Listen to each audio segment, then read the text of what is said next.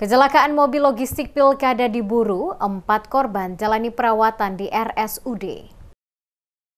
4 korban kecelakaan mobil pengangkut logistik Pilkada yang terbalik di Jalan Nipa, Desa Persiapan Uwai Garahi, Kecamatan Venalesela, Kabupaten Buru pada Senin 25 November, masih menjalani perawatan di RSUD Lala, Kota Namrea. Keempat korban tersebut terdiri dari 3 anggota polisi dari Polres Buru, yaitu Bribka Jefix Hatu, Bribtu Deni Lumba, dan Bribda Krisna Lating, serta pengemudi mobil Muhammad Tayyib Umasuki. Salah satu korban, Bribda Henry Priyatno, telah dipulangkan ke kediamannya di Desa Namlea untuk pemulihan sementara.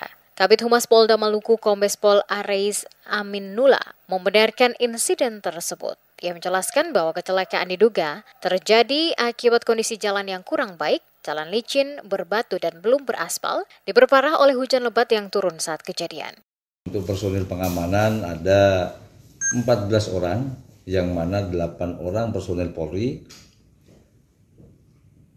1 ketua PPK, 1 personil anggota KPU, dan 3 masyarakat dan 1 sopir.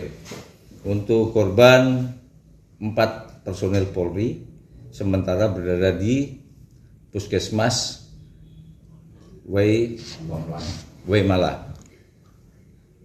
Sementara ini untuk personel dari Polres kita koordinasi dengan Ibu Kapolres untuk menerjunkan tim untuk investigasi ke TKP.